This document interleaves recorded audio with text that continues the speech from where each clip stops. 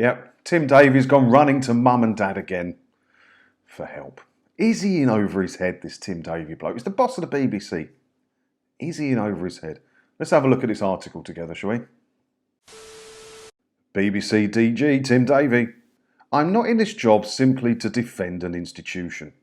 Where weirdly, that seems to be all he does all day long. Oh, that and make cuts. He makes a lot of cuts, but not enough cuts. I just don't understand how they can bring in 3.7 billion quid a year into their media organisation and not make it stretch.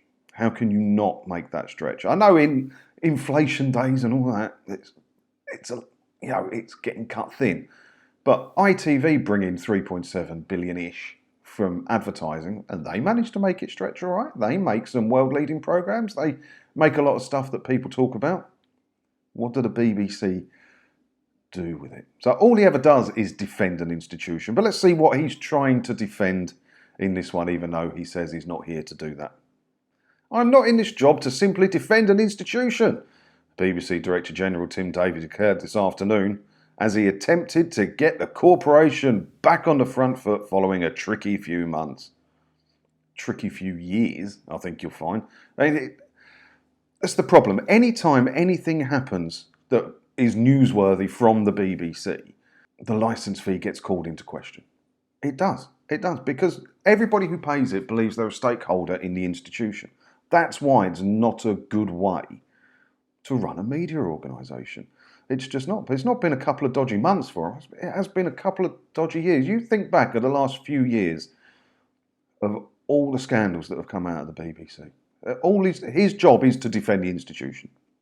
You have to intervene to protect what we've got in UK PSBs, Davie told the Deloitte and Enders Media and Telecoms 2023 and Beyond conference. Catchy name for a conference, I think we can all agree. I don't want protection from a market failure BBC. That would be failure in itself. I want protection for a contributor to the UK economy, which owns IP.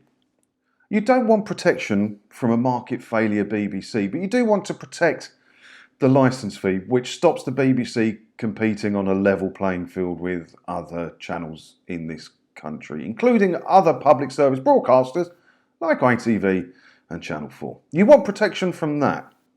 So what is it that you're trying to say again?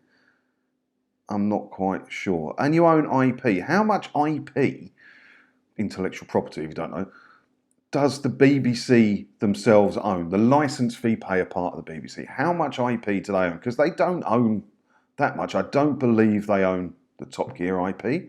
I don't believe they own the Doctor Who IP. That's all BBC Studios, which is a private commercial company. And that's what always winds me up when people say you've got to defend the BBC or you're going to lose these shows. They're not owned by the BBC. They're owned by BBC Studios. If the BBC goes away, BBC Studios can still make those shows and sell them to somebody else.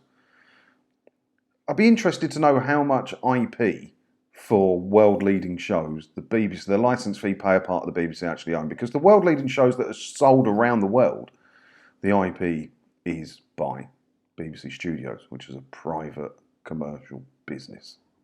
We must intervene to create what we want. Not just for the BBC, but for society, he added. I'm not in this job to simply defend an institution, but I'm working to create a free, decent, democratic, caring place to live. Is he getting ideas above his station a bit there? What business is it of his to create a free, decent, democratic, caring place to live? And if you were that caring, Mr. Davie, you would have a look at some of those letters you send out, which are awful and threatening in their very nature. You'd look at the people you employ via capita to go knocking on vulnerable people's doors to demand money with menaces. How is that creating a democratic, free, decent, caring place to live? But you're not here to simply defend an institution. And you must intervene to create what we want, not just for the BBC, but for society. You focus on the BBC, mate. You focus on the BBC. The BBC's got its own problems. Society has its own problems. You focus on what you're employed to do. You focus on the BBC. Yeah, he does these little interviews occasionally and these chats where some of the stuff he says makes no sense at all. The last one of these that I read, which made headlines, was him saying he doesn't care about profit. which I can believe, because if you're gifted 3.7 billion quid every year, no matter what you do, you don't really care about profit. Yeah. But he also said in that same interview he doesn't care about viewing figures. Which, I mean, I don't work in telly.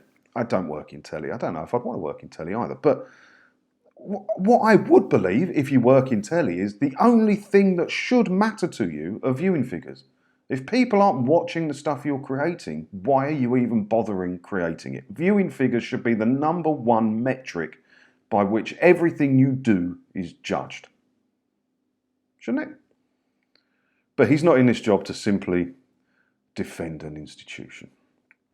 I don't know.